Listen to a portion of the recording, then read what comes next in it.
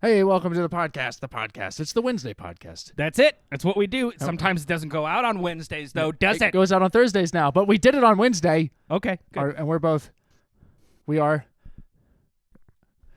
two dudes making a podcast. Just another two dudes dropping a pod.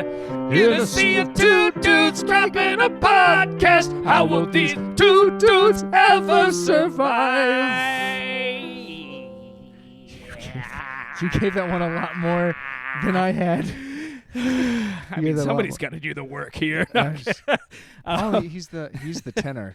He's the power tenor. I am not a tenor. That is that is not true at all. I'm a baritone. So I wanted to talk. More bass. So the album. So Stone Temple Pilots. That album. Which album? Was it Cure? Core. Core. All right, the album Core. Yeah. Hit after hit after hit after hit. Motherfucking hit. It's just all hits. Yeah. It's every song that was on the New Rock station. Yeah. It's like the They first wrote all Audio of them. Slave album. I didn't know that they wrote all the songs on the New Rock stations. Oh, my God. But they wrote all of the songs. Yeah, they're all on there. It's right like, there. Dude, there's like 8 hits on that. I don't even know what they're called. Talk about Stone Temple Pilots, one of my favorite bands with one of my favorite Do you know singers. them well enough to talk about them in a way where you can like name off the songs that were the most famous of theirs? Yeah. Because they have that one that's kind of like a ballad, I guess. Oh, where wait, it goes, this would be great. Sing what you think the song is, and I'll tell you what it is. I can't. Oh, God. I can't think that of it would like be snappy enough. amazing. The only way I can think Yeah. of is like the half the man I used to be winning it. Boom, Yeah. boom, Half boom, the boom, man I used to be. Yeah, that. I don't like that song. I hate that song. That song sucks, It's a good song. but it's a great song. It's a great song. Yeah. It's a good song. I hate it, No, it's a good but song. I know that it's a good song. Yeah, it's a very good song. All of the songs are recorded in a way, like It's a great something fucking about band. like the clarity and the cleanliness and just the crunch, everything about it. I'm sitting there listening to it and like reliving the early 2000s and going, it's like, why did I not know that this was good then? Because I did know. it was like it's like it's radio. That's where I would hear it, but I didn't know that it was good. Of course. Now I can recognize and go, fucking Wow, that's good. slams every last one. That's the weird thing about Stone Temple Pilots is they fit into that weird, like, 90s, 2000s rock station that's usually, but like, you know, your Godsmacks, your Disturbeds, Yeah. you know what I mean? Like they're a little before that, but they kept going through it. But however, you know, so when they very first came out, they were really maligned because they were just like, oh, what? You're just another Pearl Jam? Is that what they You're said? Just a fucking another Pearl Jam? I read in the comments on the album, it was people saying, oh, so many critics talk shit about them for just being like another rock band. Yes. Yeah. Basically, it was like, oh, you guys are what, the next grunge? Yeah. But here's the thing. I mean, they are, but like they are part of that grunge, you know, movement era. Except that they're fucking phenomenal. Like, you know, and that's not to say that no other grunge bands are, obviously, but during that time, a million bands that sounded like that came out. But they're the only ones that really lasted because they're really fucking good. The DeLeo brothers are phenomenal musicians. They just write good songs. Yes, it's great. just a solid, well-structured song that grooves. It doesn't do too much. I could say, I guess the first song, what is it? I am sitting on my... Dead and Bloated. I am staring like a rose that somebody gave me on my birthday deathbed. Yeah, I hate it, and I am. Sorry, no. I actually I fucking hate love it. that song. So good. It's so good. I'm sitting here going, I hate it, but I love it. And that's such I a weird. understand what they you make mean. me I do feel get what you very mean. strange because I think that I'm like recalling a past me Yeah. while listening to it all Of fresh course. now. Yes. Well, that's kind of what I mean when they're kind of in that grouping of bands that you liked or bands or songs that you liked at the time, but now realize they're awful. Again, your Godsmacks, your Disturbs. Yeah. You know what I mean? You're flipping around now, and you're just- like stuff you thought was bad, and you're going, wait a minute. Well, because if you didn't keep listening to them like I did, like I've always been listening to Stone Temple Pilots. Scott Weiland is one of my favorite singers. Aren't they comprised? Sorry, do they have members from other bands in them? They were an original band. Scott Weiland has been in other bands since then, and some of the other members have been in other bands. Like Scott Weiland was the singer of Velvet Revolver as well. Okay, afterwards. that's You know. that's that connection. Yeah. And there are other things, you know, they've done other stuff, but I don't know, man, they've always been so good. Again, it's just fucking I love it.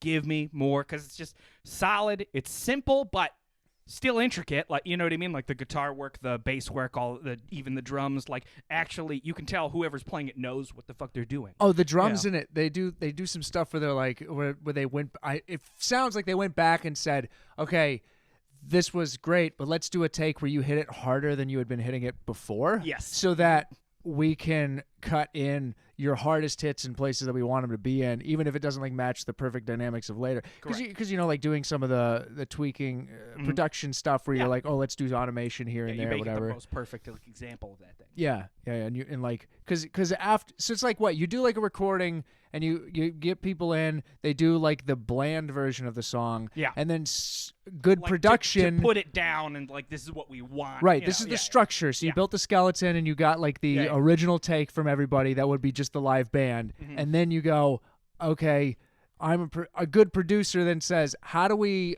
make it so that the process of recording is actually useful to this? That we can go and cut and paste things and tweak stuff here and there and make it so that stuff lifts and goes down, or like odd guitar parts and things, or layering and whatnot. Which like on the amateur side of recording, you don't really lend it much credence to, because you don't really know that stuff unless you start to gain experience doing it. Yeah. So like you don't.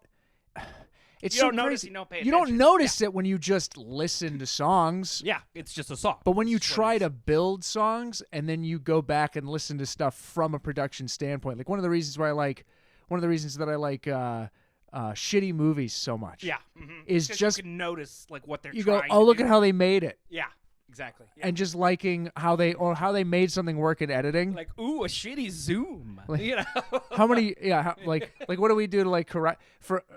I mean, I know this is a wild segue, but like in our show. Yeah. How dare we talk about that? Yeah, and boxed in. So like sometimes you'll go, all right, we got like 3 good takes of this thing, and I need it so that their mouths are moving the right way, or that they're in frame a certain way, and it doesn't. And there's only like 2 cuts. Sorry, there's only like 2 edits of that scene that actually work in a way where it looks good, because they're shitty puppets. Yeah. So I'll have to do some. I know it just looks like regular old YouTube zooms, right? Yeah. But it's just like an opportunity to hide the fact that I had to edit. Yeah. So you'll go like reaction shot. Why? Why did you do the reaction shot? So I could put a different so I could scene put a in. different take in here, because the other one only worked at the beginning and then was bad later. Yeah. And then the other one only worked at the end part and was bad at the beginning. That's why most like of the time if you cut to somebody else's face, which is, first of all, insane, because they're cardboard and they don't have different expressions. and yet they do. And yet they do, based on how at they're least talking. at least to me, when I see it, I see his eyebrow raising, even though it's not fucking possible. Alex Spot for sure, because he has the glasses that get in the way of his eyebrows. Yeah. So depending- sometimes you see him and sometimes you don't. Exactly. Yeah. So he'll look angry sometimes, and you're like, how? How does he look angry? He's the same stupid drawing. Oh, we could see his eyebrows. He's the same drawing on a 3-dimensional You object. just know. But he, what is it? Just in the most recent episode, what the fuck? Ads Effects 3. Yeah. Is that the name of it, or is it Gary? No, it's Gary Rigged. Yeah, Gary Ads Rigged. Effects 3. Yeah. There's that scene, which I think I may have already talked about, but like where the papers on the ground just change wildly. Yes, of course. The where they were position placed. changes wildly. These are papers. And I remember being annoyed at it and going, "Oh fuck! I wish that I could have just used nothing the to other." be annoyed about. But like he just didn't. It didn't work the other way. So it was better. It was they better changed to have this noticeable flying of paper locations and people than it was to have the other. And most of the time you don't notice. Like, you don't notice at all. Well, there's again more tangents, but there's that super famous. I say it's a super interesting scene that happens in The Untouchables with Kevin Costner. Oh, it's a great movie. It's like, have you ever seen the shot where it's slow motion and a baby carriage goes down steps? You know what I mean? Like in slow, and people are like, "Oh, Is it a black baby carriage? I think so. Like the old That I don't style with remember. like yeah, the, I mean, yeah, the it looks bib like thing on it. Yeah, kind of. Because that's from that movie. Like, you know what I mean? Like that's been like parodied a bunch of times. But the plot of that movie is that it's I think it's Chicago, and it's during Prohibition. So the government makes a specific force to crack down on people actually drinking. The boozing. Yeah, the booze patrol. Yeah. So it's them. It's like literally them going after Al Capone or some shit. You know what I mean, like that. But there's a scene where who died of syphilis of the mind. Yes. There's a scene in a where swimming pool. Kevin Costner is talking with somebody, like in a room, like they're sitting around a table, and it's a very plain A and B shot, like Kevin Costner's face, other person's face, Kevin Costner's face, other person's face. Oh yeah, okay. I remember you talking and about it's just back and forth. And the really fucking funny part is, I never noticed, but as soon as somebody pointed it out, it's all you could fucking see. In that scene, they obviously had 2 takes they really fucking loved. And you need to know that Kevin Costner had a button-up shirt. In one of those takes that they really loved, it's buttoned up all the way to the fucking top. In one of the scene they loved, it's just unbuttoned and flying loose. So it's literally just Kevin Costner, button up, blah, blah, blah, blah. Other guy, blah, blah, blah. Kevin Costner, open, blah, blah, blah, blah. And like every time it switches, his collar is going open, close, as if while he's talking, he's just like immediately unbuttoning and buttoning it. And it just makes that scene so fucking funny when you notice that's happening. But before anybody pointed that out to me, I never even noticed that, which seems insane, right? Yeah, it does. But you just get so invested if if the movie's really good, yeah, and I'm assuming that's good enough that it prevent. Yeah. But also, you would think like the editor had to have done it on purpose. It'd be They're a insane if he professional didn't editor. notice. It'd be insane if they That's didn't their notice. job. I hope they literally just said, fuck it. Exactly. That's what I hope. I think that they did. Probably. Because in the movie Wild Wild West, a cinema masterpiece. Yes. For all the wrong reasons. For no reason that you want it to be. Every scene where who's the white guy?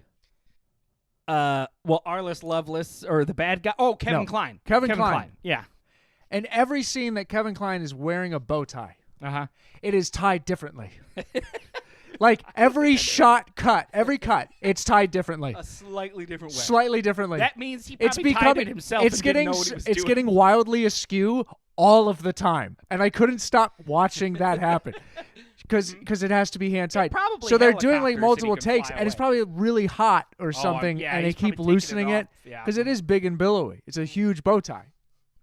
And It's a billowy bow tie. and it's like askew to the left, a little bit further to the right, all over like just endlessly overdone. And I feel like the editor hired for that movie knew what he was making, but Probably. nobody else knew what they were making. Probably true. Only the editor did. Mhm. And he's like, I've been hired to save this movie. I know how to save this movie.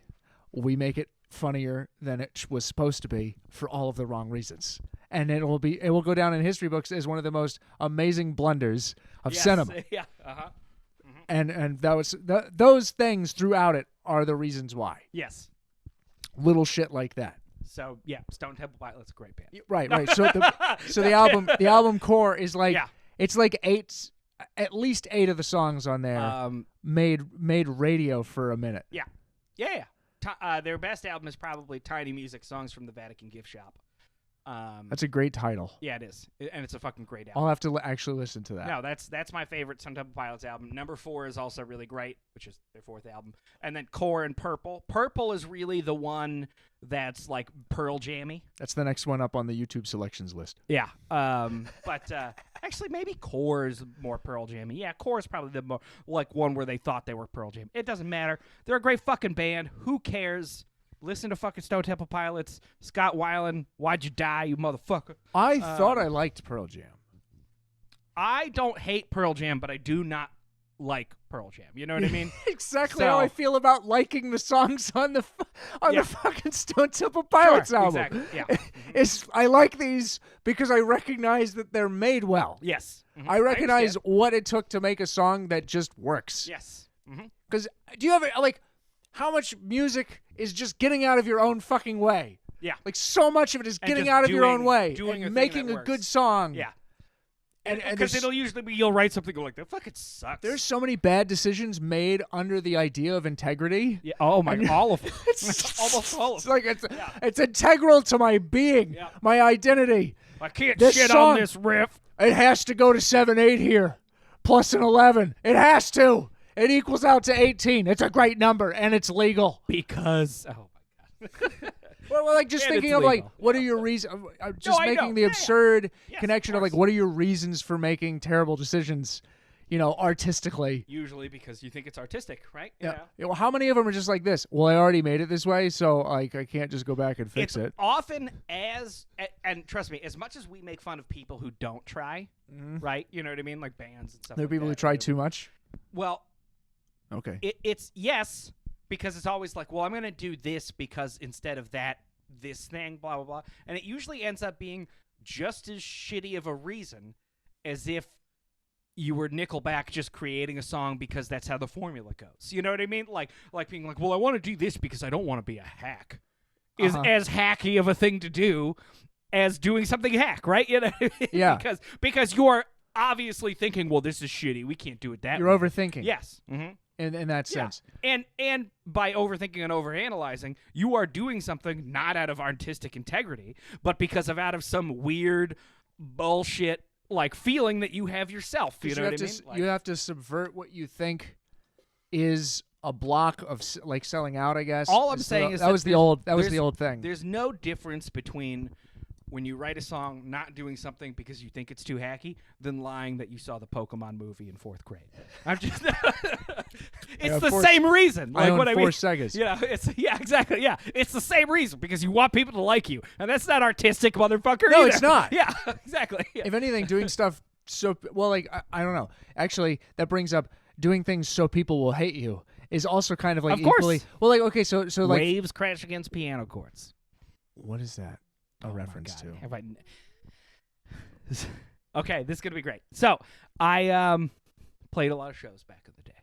No way. Yeah, we toured a lot. There's this play. I hope he's still real. I hope he still exists. I think I was playing in Rochester, New York, and at like the Montage or some bullshit, some bigger music hall, you know. Okay. And what you first need to know is I was loading in, and somebody walks in through the back door, so he's loading in too. He's about my build, you know what I mean? Like I was skinnier then, but you know what I mean? Like he's about he was about my build now. That's all you need to know. And so about my height, about this weight, with a jean vest with patches all over it, big beard, juggalo face paint. Oh my. Bleeding into the beard. Because bleeding he's sweaty. into the beard. Because he's sweaty. Because he's sweaty. He's a bigger guy, you know.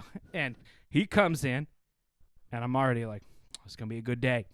Like, you know, like because he came in through the back, so he's either helping set up or he's a person here to play.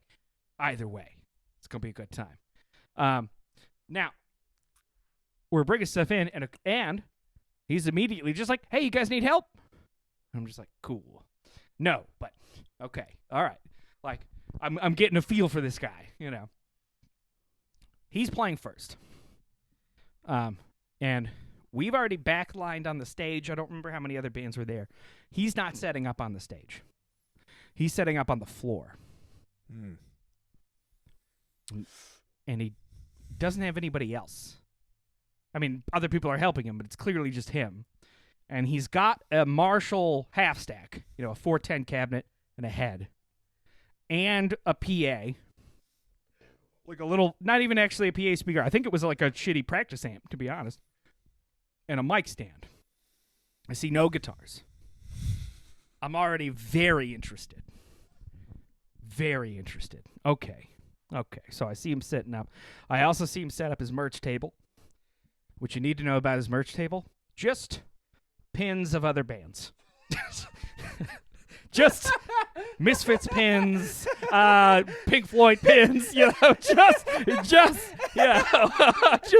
he did have, and this will be weird when I tell you the finish of the story. He did have vinyl records. I wish I would have bought one because I was hoping they were just also other vinyl records. He just put a sleeve on and said it was his. I mean, I wouldn't put it past this fucking guy. Yeah. His band name is I believe Waves Crash Against Piano Chords, or Waves Crashing Against Piano. You know what I mean? Waves Crash Piano Chords. Waves Piano Chords Crashing. Some order of that. Some order of that.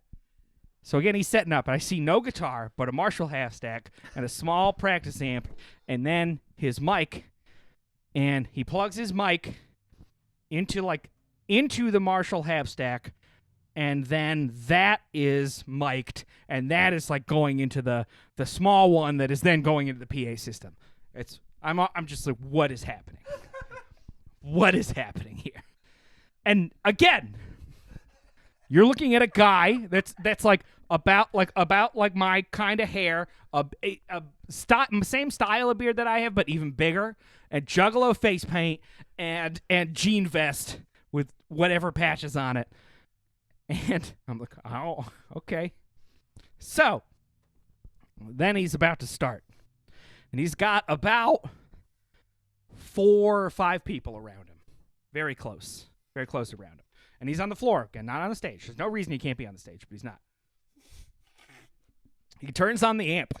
And what he's doing is that he's got the mic that's going into the Marshall amp, and then out of the Marshall amp, he's micing that and sending that somewhere else.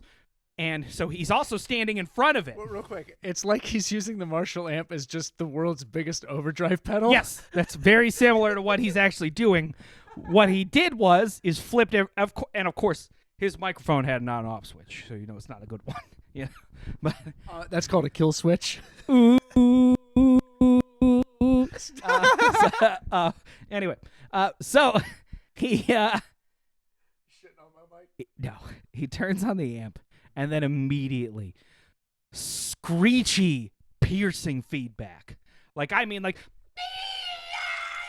you know, just as the worst feedback you've ever heard in your life. And that's what he wanted. He was doing that. So all you heard was, this is him. So he's getting up. Wave crash against piano chords. Let's get this shit going. Turns down.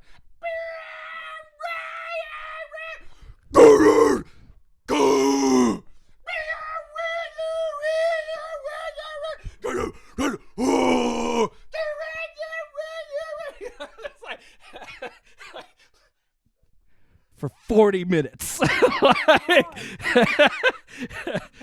It was, and it's not over yet, because I was thoroughly enjoying myself because I had fucking earplugs. Everybody else who didn't know who this was, like in his little group that was already around him, everybody just left immediately. Just fucking immediately left. So, immediately. And I'm just standing there losing my mind because I'm laughing my fucking ass off. Because again,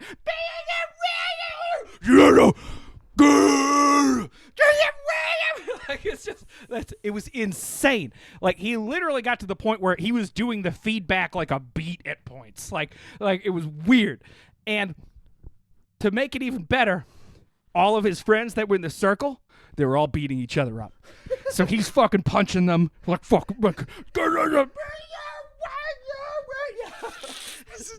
He's opening cans of Faygo and throwing it at his 4 friends that are around him, and just like, and they're punching each other, and somebody punches him in the dick, and he got excited, like yeah, you know, like it was one of the most insane things I've ever seen, and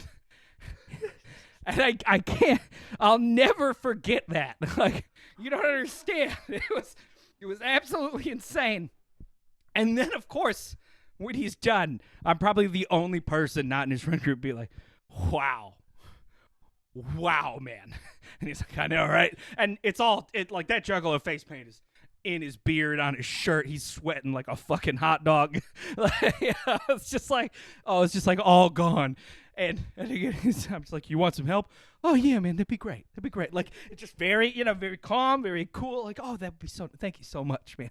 Like, like, the thing that kept me going like through this is if you weren't paying attention, it was just chaos and noise. But if you had earplugs and could stand to be around it, you could tell he rehearsed. And that is the best part for me. Because then I could just imagine him in a basement. No, that's not. Yeah, there we go. That's it. That's it for that part.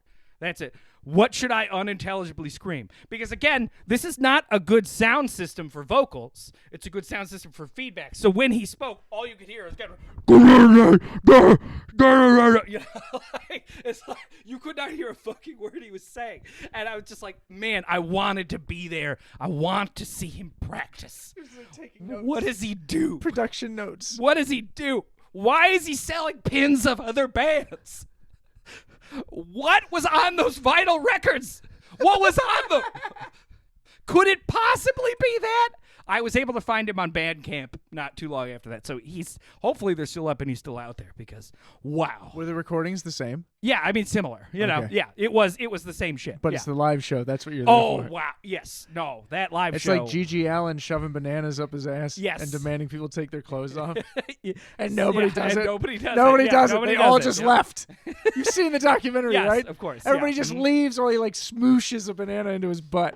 It's just like it doesn't As even you go should. in. It doesn't even go That's in. where I would probably call it Like, a don't night you too. get it, Gigi? It's got to be greener than that if you're gonna do that. And he just, everyone, I want one piece of clothing from everybody in this audience, and nobody did it. Everybody laughed for a best little thing while, and then they left when he pulled his pants down. I just hope he's still making that music. You know, he sounds like somebody who probably committed suicide. Who knows? Again, Offset, nicest dude. Just like, hey man, how's it going? Can I help? Like, blah blah blah. You know, that could have been his outlet. You know, whatever. I don't know what it was. And look, I'm also a person. Well, also, let me say, I really fucking enjoyed it. But I enjoyed it. Ironically, is the wrong word. But you know, like I enjoyed it. It sounds meta. like it came around. Like I enjoyed it in a meta aspect. Yeah, It's not something I would ever listen to for pleasure. of course. But I'm the person that like does listen to like weird atonal music for pleasure. You know what I mean? Like Noise bands. noise bands, or you know, again, your Scott Walkers, your fucking, you know, your Swans, you know what I mean? Like not just noise, but like atonal. Like I'll fucking listen to Votzek. I don't give a shit. It's good. Some crazy It's good. shit. But that was just This thing wasn't even really like, music. No, well, I mean. That's when you get to the point. It's like, well, I would consider John Cage music, but All right. you know what I mean. Like, you know, All right. so it's Yeah, like yeah. it's like in there. It was something, and that's about all I can say about it. And on one level, I enjoyed it, but on another level, there was certainly just a, whew, you know, it was amazing though. You remember? So you in a band with Leo. Mhm. You guys played a show in Portland. Yes. And I was Which like, one? And I was like, Oh, the only you went. person- Yeah, and I was the one you went to. The only person who came to your Oh show. my God. Okay, I was good. the only person who came to your show. No, there was people there. I was the only person that you knew that. Oh, came that to I your knew. show. Yes, probably. No, I can't say that. You were the only person I wanted to hang Okay, out with. let me that came to rephrase my it. show. Yeah. Let me rephrase this. Yeah. So your band played a show up in Portland, Yes. and That was at Gino's. And I went to it Yeah. That was at Gino's. at Gino's Rock Club. Yeah. That's right. Okay, Gino's Rock Club, Portland. There's a bar. There's a pool table. Talking about Drummer Man. I am talking about Drummer Man Mm-hmm. because you guys played, and then That was Popium, by the way. Popium is the Popium. name of it. A lot of fun. Love Fun that title for a band. Yeah. Fun band name. Then Two this bass guy- players, do you no remember- guitar player. Do you remember what the guy's name even I was? have Like no his stage name? No idea. Because I could find it, but I have no idea. so this guy He sets played, up. He was after us, right? Yeah, he was. Yeah. So he sets up an electric drum kit. He went through a massive setup process. I mean, he got a computer. It all took of him this. 45 he's minutes. one guy. He's one guy, and it took him. What did it take him that long to It set took up? him 45 minutes to set up, and his set was supposed to be 45 minutes long. So I And remember that's how other long people he being did pissed. end up taking. Yes. He Oh, yeah. took all 45 minutes to play, and he started it off. So like, think. Wait. Oh, no, what? Only just before you say what he did. All right, fine. I don't know if you were there, but at least I talked to him before he went up to like, He seemed like an even-keeled human. he seemed even keeled, and it also sounded cool. His basic pitch to me for this band, because he was just alone, Sure, this is important. Yep. his pitch to me was, did you see the movie Annihilation? And I said, yeah. And he said, it's that soundtrack. And I said, hell yeah. You know what I mean? Like a bunch of synthy stuff, a bunch of weird robot-y stuff, just like Yes. a really cool vibe. Spaced out, mechanical. Yes. Yeah, it's So this is what I'm excited industrial noise kind of thing. for. Samples at the ready. Yeah. Keyboard off to the side. Yes, he had 2 keyboards. That's right. And an electronic drum kit that also had a bunch of pads to set up a bunch of That- stuff. I was getting so stoked. Yeah. So stoked. And then he started to play. And let me say, the first 5 minutes that this person played on stage was captivating. Yeah. It Awesome. was Yeah. it was live film scoring to a movie that none of us could watch. We're watching. Yeah. And the crowd all came forward All of it. Because it was cool. to surround this guy and see what he was doing. People who weren't paying attention to anything started coming away from the bar. They were starting to they were drawn in like insects to a deadly bulb that kills them. And that's exactly what started to happen.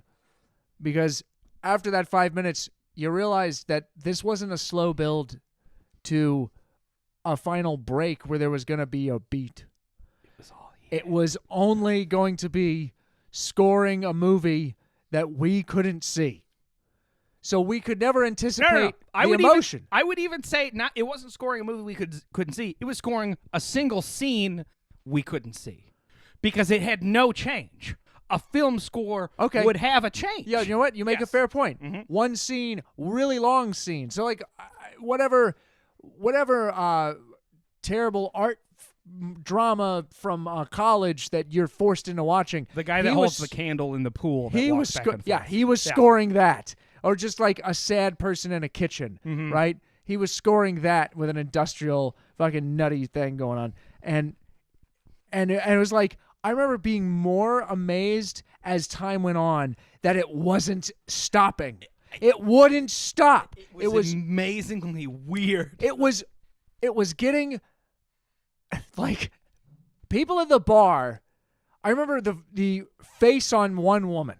I turned around to just see what other people were looking at, like how were other people reacting, because I knew that I was just there with a psychotic smile getting bigger on my face, because I'm like, this guy is killing off the whole. He's doing anti-music. Yeah. He's killing off the audience. Yes. So one by one, it's like, who can take the most? Who can stand this the longest? And he didn't even have a face on. Like, he never looked at us. No. He never looked No, at he the never looked audience at- to go, what are they doing? How are they reacting? Are they into this? The level of confidence to just demolish a room with your noise. And this woman at the bar, I remember just like, she stood up, looked down at the stage. She's like, shut the fuck up. Get off the stage. Shut up. Get off the stage. And then she left. She didn't even stick around to find out if he would. No, because why would you? The other amazing part is that there would be those few seconds where did we come back around? where it would seem like he's about to do something. Like he'd hit something on the keyboard and it'd be like, "Oh, is this gonna here it get into comes. a different thing?" Oh, is it nope, right back to it. The beat's gonna nope, drop. right back to it. Nope, right back. It was just there's a lot of things you could say about what he did I'm still in shock. that would sound like he was doing something good. You know what I mean? Like, he kept going. He just kept doing what he wanted to do. Like, there's a lot of things that you could say, but it was just the same thing. The only way to survive it was to make jokes to you. Yes. Throughout the whole thing. Where oh my God. We just kept saying back and Still? forth. Still. What?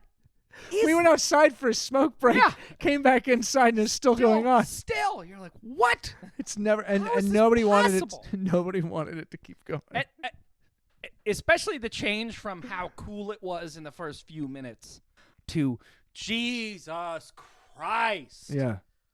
Fuck. Like, oh, man.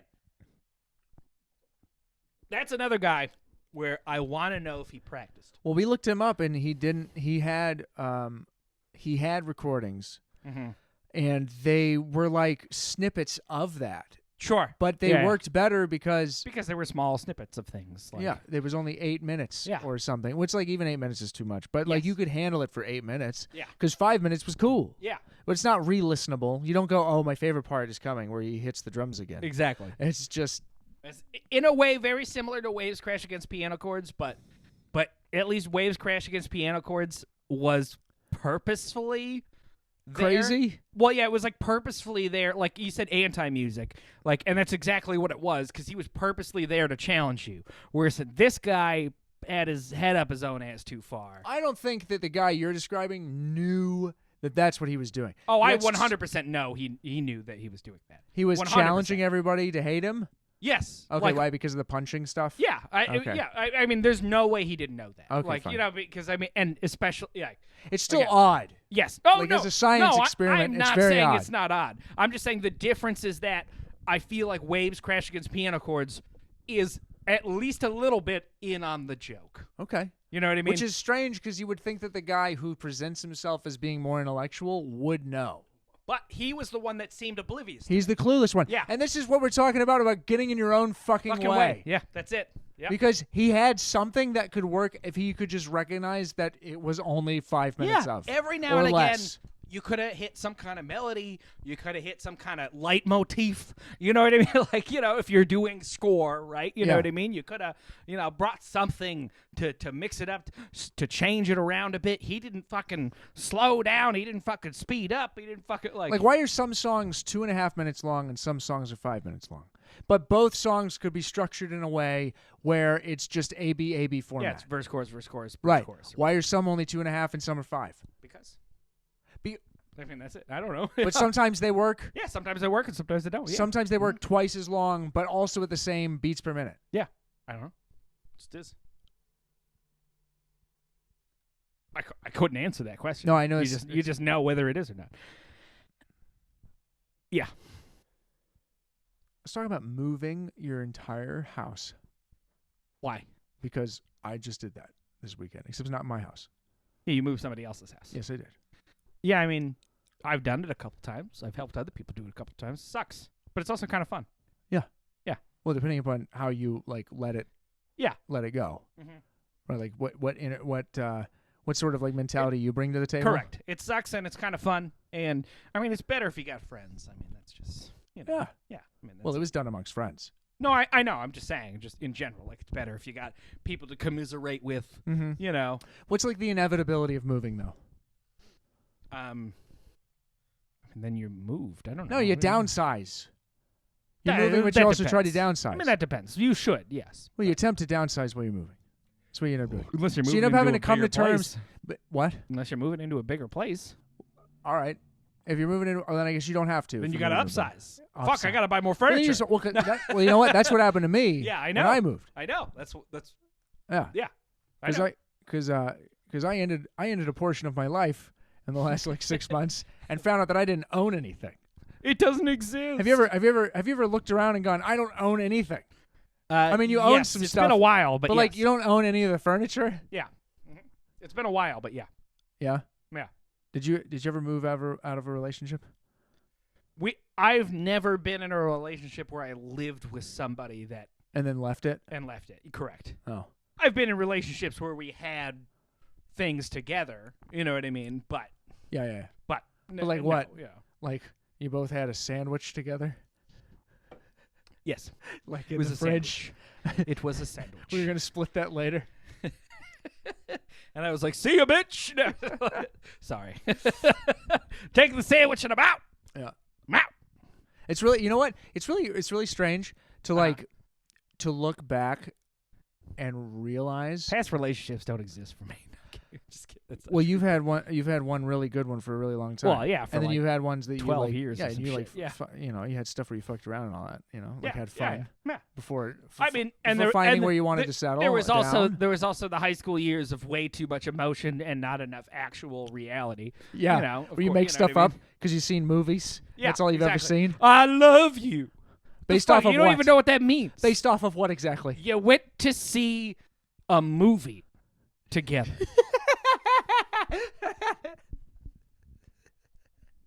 You don't even remember the movie. What's the bit where you're like, okay, what we're doing is we're gonna go and see a movie. Why are you going to see a movie?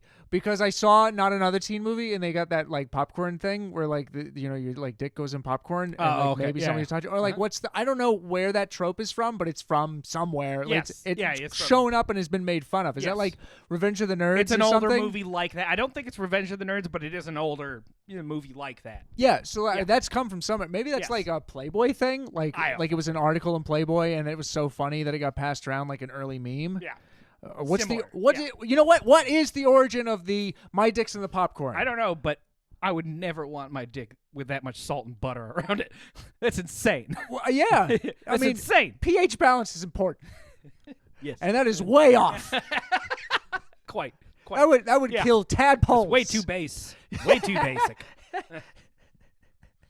No, so like, so you go to a movie. You go to a movie as a teenager, as a date, because you heard that's a thing you do. Well, and it's only presented to you in ways where it's been a joke of a joke. So it's like 3 times removed from the original source. So it's only parody. So you only know go to a movie as a date as a parody of a parody. It's one of the. What are we gonna do? We're gonna make out in the dark eventually. Well, but we don't know when because we don't know the signals, and you kind of need to have like you have to have eye contact for that. But also, you might actually want to see that movie.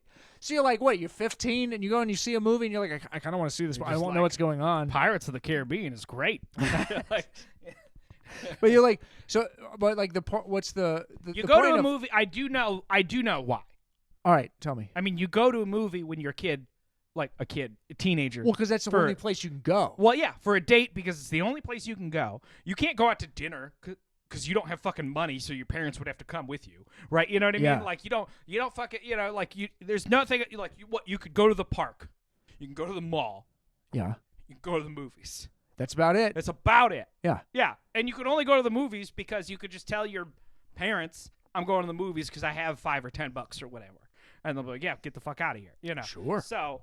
And movies are safe. That's how you have a date, and then you can actually be in the darkness so people don't judge you, and nobody taught you how to kiss anyway. Or some sentiment of like, oh, I'm hiding. Yeah. Right. So like, I mean, you feel like you're in private. You're gonna have to wait another 4 months for the fucking homecoming dance. I mean, what are you gonna do?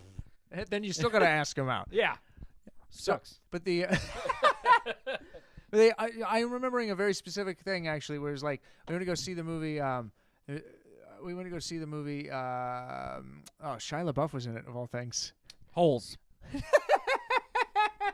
That would have been better. No, it was Disturbia. That was the movie. Ugh. No, it's basically like a retake on the the old Albert Hitchcock thing, where or what is it, where it's like I see my neighbor doing stuff, but my Vertigo-ish. Yeah. I see my neighbor doing things and I don't know what those things are. Rear Window. And you're like, oh, I'm scared. Oh, and then they tell the lady in the movie, and like what's the dynamic? What's the dynamic of going to a scary movie with a lady? They get scared and then you can blah blah blah. But they do. But like you're both acting. Like you go and you both fill a role at that age. Yeah. Well, that's all that's all you're doing as a teenager. That's what I'm saying. Yes. You only know roles you're supposed to fill, and then you're supposed to like shoehorn yourself into those identities. Yes. Well, yeah, because you don't have one. Well, that's what people do, I guess. That's what all the other kids said to do. Because you don't know who you are, so you might as well try to be something. Yeah. So what do they do? They do the thing where they're like, scary part, and they try to hang on you, and then if you're me, you go, that's annoying. I don't like you touching. I was the opposite. Why are you touching my arm? I would be more like, should I put my arm closer? Is it too forward? I'll just sit here and not breathe as much as possible so I don't move. And do we hold hands? Oh my God, we're holding hands. Wait, my hand is getting sweaty. Should I move it? I don't want her to think that I don't want to hold hands. My arm's falling asleep. No, it's falling asleep. It hurts. I'm just gonna leave it there. I don't want to fuck this up. Like, what do you? I don't want to fuck this up. You're not even like. What are you afraid of? You're not even like succeeding in anything. No, you're doing nothing. Yeah, you're doing nothing. You've done nothing. Yeah. Only your fleas will mourn you. No, sorry. You're just filling a role until otherwise known. Yeah, you're just until otherwise known. Yeah, you're just doing shit that you saw in the movies or read in a book or fucking because again, you have no personality yet. You don't exist as a human.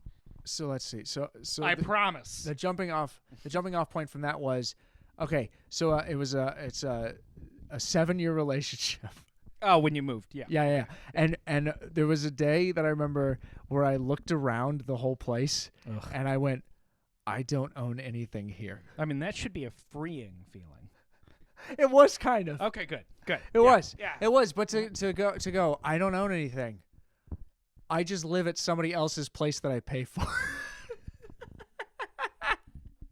And you're like, oh fuck. When did that happen? It always happened. But it's like it's a slow burn. It was always that way. But that's a slow burn. I mean, it's only a slow burn if you don't notice it on day one. Well, well, that's the funny thing. The funny thing about that would be that I guess that I did. Mm-hmm. I guess that I did.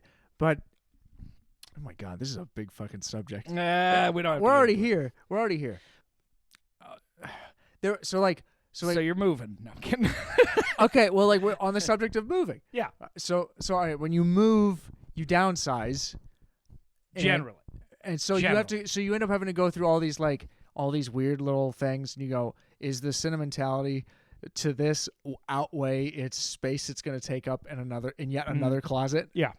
Because I don't look at it or use it now, so why would I bring it with me? Right. You just keep it. Like, what the fuck even is some of the characteristics of sentimentality on like an object? It's like you already have the memory of a thing. I mean, it's like the all same that reason can why happen people is believe in God, right? That's a curious connection. No, because you fucking believe things that aren't real. Like, but obviously I'm being a little facetious about it, but like the idea just being like, oh, you're connected to this thing because it's a part of you. So you give it personality, you give it meaning, you give it, and then it's hard to throw away the katana you bought when you were 13 because you know what I mean. Like it's like Chinese made with like a shitty of course hilt. It doesn't even have a full It's not tang, even motherfucker. sharp. It's not even sharp. It's got a rounded edge. Yeah, it sucks. Why do you care? It doesn't even look good. It's rusted. You got enough money to buy a better one now. Yeah, and then you're not gonna. But throw away that shitty fucking 13-year-old katana. But just because. Like it's like that same impulse. It's like the reason when you're a kid you make an imaginary friend. It's you know what I mean. It's just like, it's just that. It's like why there are a lot of religions that just believe there are spirits in everything, right? You know what I mean? Because like that's just what we put on shit. It's why we anthropomorphize every fucking animal we own and say, oh, you do good, but do. They don't give a shit. You know what I mean? Like you know. This is what the inevitability. That's why you think your fish is sad. You know what I mean? He's sad because he's cold and died. Well, that's he's true. He's sad but because his nerve endings are shutting down, and I'm watching them end. It's why you think your snake loves you. That's pretty good. No, it just wants you to feed it again. Yeah. And it's hoping. Like similarly with cats, I guess a lot of times too. Yeah. But okay, so like here's what the inevitability. Like okay. I enjoy sentimentality. I me too. I understand no, it. Trust me, I love it. And I have so many things that I won't throw away for no reason. Exactly the same. Yeah. And I wouldn't pressure anybody else to get rid of things. Do that, yeah. But here's what the inevitability of sentimentality seems to be, and that is the memory of my dad moving our family from Virginia to Texas when he was just fed up with it. And he looked around the whole house and he says, "Why the fuck do I have any of this? Why? I'm like 20 years from being dead. I'm just still carrying this shit on my back. I've been in one location for 25 years. Why the fuck do I still have this?" No. And he was so mad about it. He's like, I don't care. I don't care. I don't need this thing. I don't need this thing. I don't need these jackets from being in high school. I don't wear them. I like potato chips. I want to eat those. I want to be on a boat and like have a nice car. Those are my things. Yeah. Those are my things now. I'll have those things and like I'm not going to have the trunk filled with stuff. Like good for your dad. Yeah. But the weird thing is that when you're still in, things have sentimental value, which it's not that he doesn't still have it's sentimentality. Just something else overgrew that. Really, he came to a recognition that none of this matters. Carrying it around physically doesn't hold anything. I'm dying to soon. Actual I want to eat potato chips on a boat. I mean, that's a great goal. That's a great goal. You know, he's probably being a little bit dramatic and thinking he's dying soon. Of but, course. you know, it's the kind of thing where, you know, you just start to deal with that stuff at a certain age. Yeah. And I think that it's Now. interesting. It's interesting that his way of dealing with it is going like, why would I continue to burden myself with physical objects that don't actually carry any real weight other than the actual physical weight that they carry? Of course. They don't make you relive the memory. And like, even then, you still get fucking plagued by memories all the time. Like you'll just be trying to go to sleep at night and you go, remember that embarrassing thing? Remember when you said thing? Remember when you hurt your dad's feelings because he bought you Pokemon cards? Yeah. But they weren't the right Pokemon cards. No, they they weren't were the the trading wrong card ones. game. Yeah. That happened to me. Yeah. I still remember that. I've dealt with that But memory. your dad still remembers it, too. He doesn't Yeah. remember it at all. Well, you don't. It know means that. nothing to him. Well, you hope. No, he was upset for 2 seconds about the $5 he spent on something that wasn't the right thing. And he said, well, I tried, and he walked off. But I saw the face that he made when he bought those Pokemon cards first and handed them to him. I did a good thing. You watching the smile turn to a frown, that stuck with me for forever. Yeah, that's because you're a monster. Yep. No doubt. You're a monster who had a real father, and you didn't fucking appreciate what you had, you motherfucker. I'm kidding. Yeah. Yeah. Right. Who am I to? Yeah. Right. Exactly. No. I mean, well, like. No, I.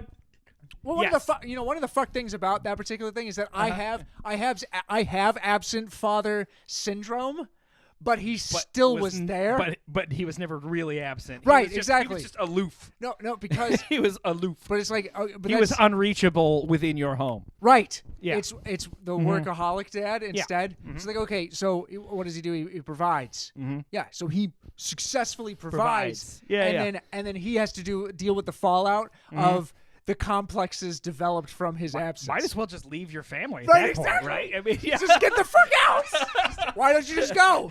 I mean, it's I'm already, gonna feel just as shitty about it. It's so, exactly the same as if you divorced mom. In fact, I won't have all these weird memories of you. So if we reconnected later in life, it almost might be better. That's not true. Obviously, I'm entirely kidding. No, Yeah. me too. But yeah, Of yeah. course I'm kidding. But it's a But wild thought. It's a wild thought to point It's a out. wild thought to Correct. be like, okay, Yeah. so like you have all the same stupid burdens about it, except you know. Anyways, Well, I mean that just goes along with everybody. Like every single person thinks that they've had a hard time, and I'm not saying they haven't. true. You know what I mean? But every single person thinks I really persevered.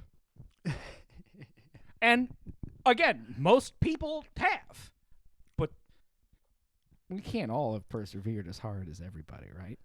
Right. No. But everybody thinks they have. Yeah. That's something to think about.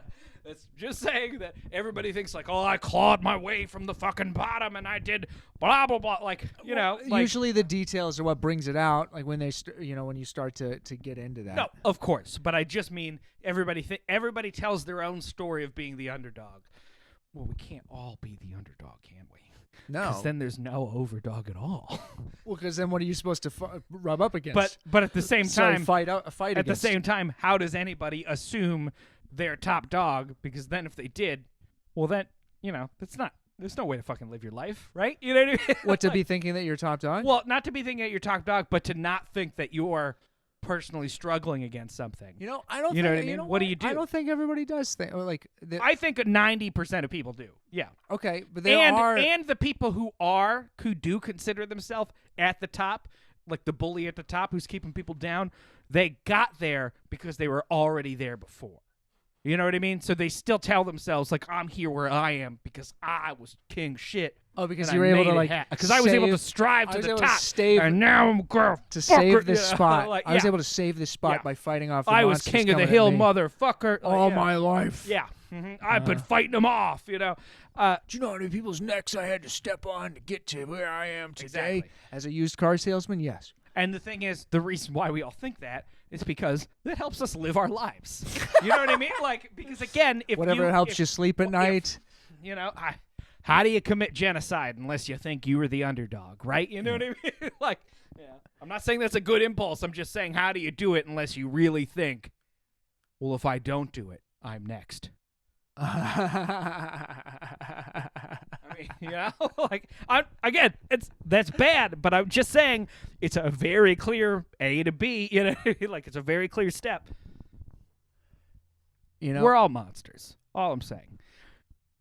So when you downsize, when you downsize Yeah, stuff. sorry. Let's No, get no, back no, to it. this- No, I know it's funny. When you're like, okay, so you're in the middle of you're sizing up everything as you go along, and you're like, do I Mhm. these things that you kept because it was just fun for Yeah. like a minute? It's like your kitchen. Your kitchen. Well, like you. I know. Well, Like, for you instance, can't keep your kitchen. for instance, in the No, I kitchen. know, in the And they'll kitchen, be yeah. like, ah, You've got a cheese shredder that looks like a tiny sword. or like you. It's like, do I need to? Like, Do I need to "Aw." open up another Walmart I do bag have- for that one? Thank you very much, Jason Alex. It's a beautiful cheese shredder. I love it. Sorry. Oh, it's fine.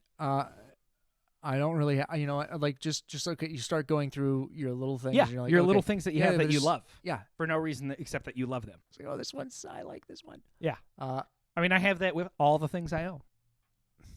You know, everything I own. I had a different. I just like.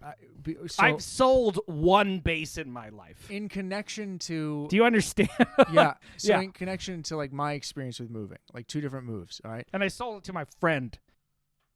So like 7 years ago, when I moved to New Hampshire, Mm-hmm. I had all this music equipment saved up.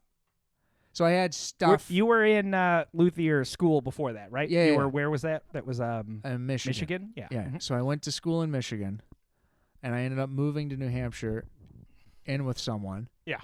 And when I got here, I picked a 500 square foot apartment off Craigslist on sight unseen. Yeah, Because you I need to could live afford it, somewhere, and you had and a I job. needed it, and I got a job off the back of a refrigerator at a Guitar guitar Center. center in New Hampshire because I was Where- trying to get as close to Boston. Where I was. I was trying to get as close back to Boston as I could because 'Cause that's that's where I where had you- come from Yeah. previously. Yeah, that's where you went to School, Berkeley. yeah, right. So that was the trek. But I had all this music equipment, and then a You 500 thought, square I'm foot not going back apartment, to Virginia or whatever. and then the person that I'm with at the 500 square foot apartment also has all of their own shit. Who you also met sight unseen. No, I had seen the person before, just never sober. Sight unseen. My life is a fucking train wreck. No, it's pretty You good. said it. No, No, I just thought it was funny. Yeah, it is funny. It was just funny to say that. No, so It's not true. Stop. There's so many details I'm leaving out. One of these days, I'm actually gonna be 100% confident in saying whatever the fuck it is that I'm trying to say. One of these fucking days. One of these days, straight to the moon. When it no longer seems like there's actually some goddamn like leverage that has to be played around with. Sure.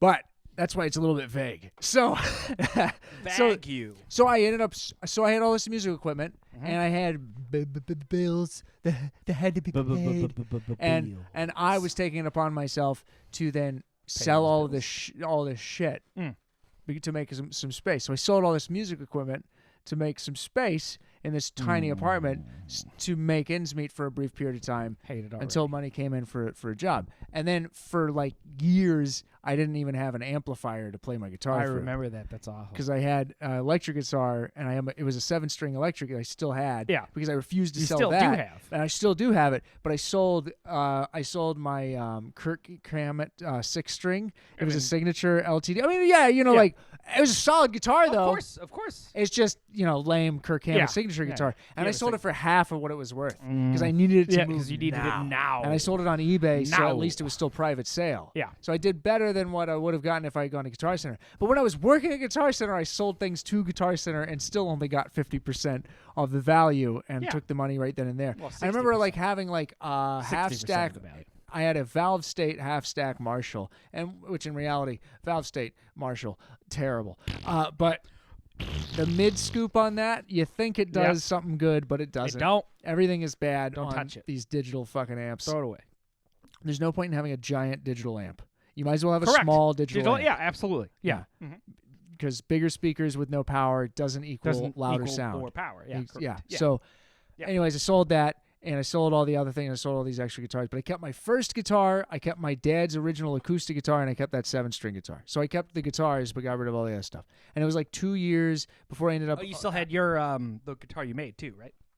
I had the guitars that I made, and the plan was to always sell Well, those I'm specifically guitars. thinking of the jazz box one. Yeah, I kept those for a the long Arch time. Yeah. I kept those for a long time. Yeah. So I had a bunch of guitars Which that was I a had very hidden nice away. guitar, by the way. It was. Yeah. That actually has its own unfortunate story of it was sold to a man in Florida who didn't understand how humidity works. And the moment that it got there, all the finish cracked on it, and he tried to blame me for it because he's a moron. Because he's a fucking moron. And he lives in Florida where it's He bought it in hurricane season. humid. He bought it in hurricane season. It did nothing about it. Swamps are humid.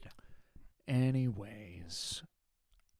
So I ended up selling a bunch of stuff, Was a nice not time. realizing the long-term effect of selling a bunch of stuff Means you is won't that get it back. You don't get that stuff back. Ever. Yeah, until you're like in charge of your own life again. Which could be 7 years. Yeah. Yeah, exactly. So keep that in mind. You might be making a really long-term bad decision. So one day you're like, oh, I pay for this place, but I don't own anything here. And then when you actually move, you're like, man, I don't have to get nearly as big of a truck as I thought. It all kind of fits. I had accumulated more stuff in the shop. in the Yeah, shop than the I shop, had. yeah. We moved the shop together. Yeah. Yeah, and that was like I think I threw some stuff away there. Some, not, but most of it was necessary. Yeah, actually, you know what? I may be making a mistake because it's like you don't downsize when you're moving. You downsize after Wow. the move. Kind of, yes. Yeah. Once you generally. complete it, you go, oh, I actually don't have space for this, or I don't need this thing. Yeah. And then you chuck it. You might do a little beforehand because you're just like, well, fuck this, not taking that, Yeah. Get rid of this couch, get rid of that, blah, blah, blah, or whatever. But moving is like this wild affair. I moved into a bigger place. I moved from that 500, You had a small apartment. I had a very small apartment. Yeah, you and your wife. It was about as big as the area you can see on this video. Yeah, Oh my God. only slightly bigger than that. And then we moved to a real house. So, although you would be surprised, we had to take 2 U-Haul trips to empty out that fucking apartment, which was amazing to us. We're just like, this U-Haul is bigger than the apartment. How the fuck did it take 2 trips? We should have just bought this. I mean, it would have been better. It would have been cheaper. Would have been cheaper. It would have been in I the liked long that run. apartment though. I did like that apartment. I'm just saying, living in a U-Haul would have been cheaper in the long run. No, the rental. Have you seen the rental contract? Not for the that? rental, the purchase. The purchase of one of Yes. those trucks is You're like 2 probably years right. living in a. You're probably but right. you Although never have that money. It was the cheapest. You one never of the have cheapest that apartments money. around, but Yeah, Summersworth. It was a pretty good deal. yeah, Those were pretty nice apartments. yeah, they were. I never been to yours exactly, but I did go to the Stevens. You were never up in mine. Never went to You your must apartment. have been up. Never went to your apartment. Oh, weird. Never once went to your apartment. Never once went there. Never once went there. I did not. Go You had a there. friend's I did Thanksgiving, not. and I At wasn't Stevens. invited. I'm kidding. Well, because I was Steven invi- invited people. No, I was invited, but I didn't go. It was okay. It was okay. Anyway, I threw up when I got upstairs into my apartment in the sink because Katie used the bathroom first. Wait, are those things related? Like her? Well, her is it she throwing- went to the bathroom? and that made you vomit? No, and then Okay. I couldn't get to the bathroom to throw up in the toilet, so I'm just like, well, sink. Sink, I had too much bourbon. Do you throw up from booze often? No, almost never. Almost never. Like yeah. 3 or 4 times in my Do you get entire life. hungover often? Almost never. Okay. Again, like Same. 3 or 4 times in my entire like I won't say I never get hungover because there have been times. Yeah. But it's like when it does, it's more a surprise than anything else. Because also I drink a lot, but I don't get drunk a lot. If you know what I mean. Yeah. You know, like I drink a lot, but I often don't get drunk. And when I do get drunk, I usually still am cognizant about drinking water, and that Yeah. usually means you don't have a hangover. You pretty much. It's like 1 for 1. Yeah. I think Mhm. something like that. Mhm. And also sugar content Yes, seems to be a big deal. yes, for sure. So and the I more- usually don't drink like very sugary beverages. You know. Yeah. Which is why usually I might get hungover if I end up drinking a lot of wine. Wine really does it. Yeah, because it's high in sugar. Wine's kind of an ass. It's it really Wine gets kind of sucks. really get. I mean, I do like some wine, you know. Yeah, but wine like as a thing that isn't just I'm gonna have 1 glass with dinner. Yeah. Wine like as a I'm gonna use this to make it so I have some good feelings inside. So here's the thing. Waste of money. Here's the thing. I'm ready. I make my own beer. No, you You don't. should all know this by now. You've never done this. My father-in-law, my wife's father, Mhm. makes his own wine. The 2 of you must butt heads all the time. No, when we get together, we each bring stuff for the other to drink. Oh, nice. It's great. So it's just like, oh, if I'm coming, I gotta bring beer. Pete's coming, he's bringing some wine. You know what I mean? We're gonna have a good time. We might smoke some cigars. I drink some wine, drink some beer, gonna have a good time. Pete my father-in-law, usually rents out a place on Cape Cod every year. And when I mean on Cape Cod, I mean a place where you have a back deck and there's the fucking water. You know, there's some beach, there's some water. It's gorgeous, you know. And it's also one of those places that if you get it, you know, if you rent it, if you are allowed to get in there, you have first dibs next year. So generally, if you get it, you don't leave that. You keep it because who knows when you'll get the chance to get there again. Nice. You know what I mean? Because like most people re-up because it's such a nice spot, you know. And it's you know, a house that was broken up into 4 or 6 apartments or whatever. And, you know, he had the top right one at the back. So it's just like he has this nice little apartment, a great back deck that overlooks the ocean. You know what I mean? And then down there's a nice little patio and then beach. You know what I mean? It's beautiful. So he think buggy buggity bug. He and his fiance separated. Okay. Right before they were supposed to go to Cape Cod. Oh my. Like literally like within a week or something. I won't say who separated with who. That's none of my business. You know what I mean? Like none of that is what I care about. You know, I mean I care, but you know, Right. like that's not what we're here to talk about. What we're here to talk about is he was still gonna go because if he don't go, he don't get lose the rights. spot. Yeah. He lose rights. Yeah. And it meant that he said, I'm going to be there alone. And we said, we're going to come down, Pete. We can't leave you there alone after this tragic experience that you've, you know, had. You know, you had planned on marrying this other person. You know what I mean? That's a life investment. That didn't happen at where we don't want you to just be alone in a beautiful apartment because then you're going to be real sad. You know, it's one thing to be alone in your shitty house, you know, but it's another to go somewhere, you know, hours and hours away and be alone and sad there. Like, it's almost extra weird, right? You know what I mean? Like, it's almost worse. You know what I mean? Especially a thing that you were supposed to... Stubbornness behind this is amazing. Yeah, it's like a thing you were supposed to have a good time with somebody and have a vacation. Now it's no longer a vacation. You know, now it's I'm doing this because it has to be done. And so what that meant was Pete brought like 20 bottles of wine. Uh-huh. And me and Katie came down and helped him drink them all. Sounds like a good time for y'all, but I mean, well, you probably had to listen to him bitch a whole bunch. No. Pete's not. He not like Pete's an that. old school man. No, nice. Pete ain't vetting. Pete's bullshitting about whatever else he can do. You know, Good.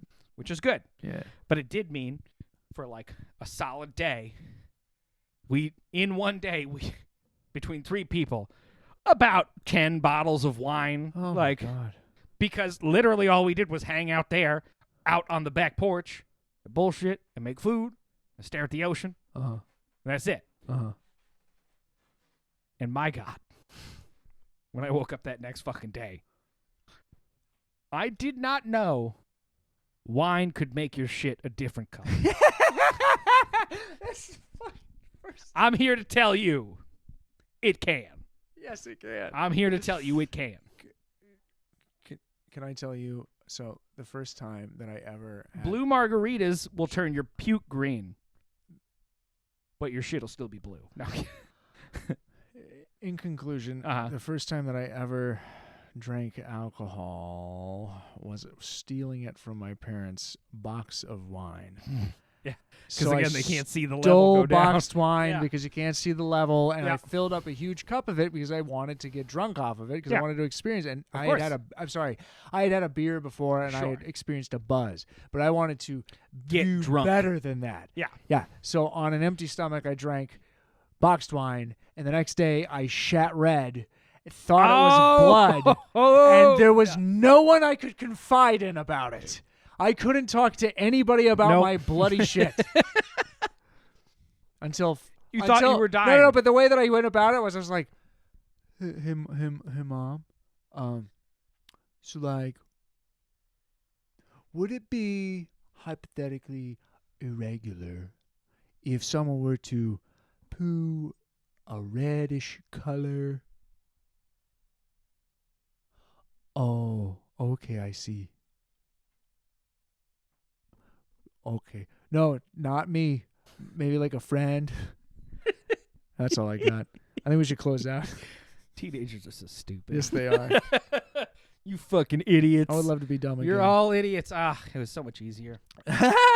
It was harder. Don't get me wrong. It was harder in a lot of ways, too. Like, I don't want to go back. No. But, you know. Write us at marklarsmarklarmusic@gmail.com. That's marklarsmarklarmusic@gmail.com. Tell us about your weird colored shit stories. Yes, please. Tell us what color. You know what? Tell us how many different colors you can make your shit. Again, blue margaritas. You throw them up green, they still come out the other end blue. Tell me how that happens. Tell me how that happens. Have a good night.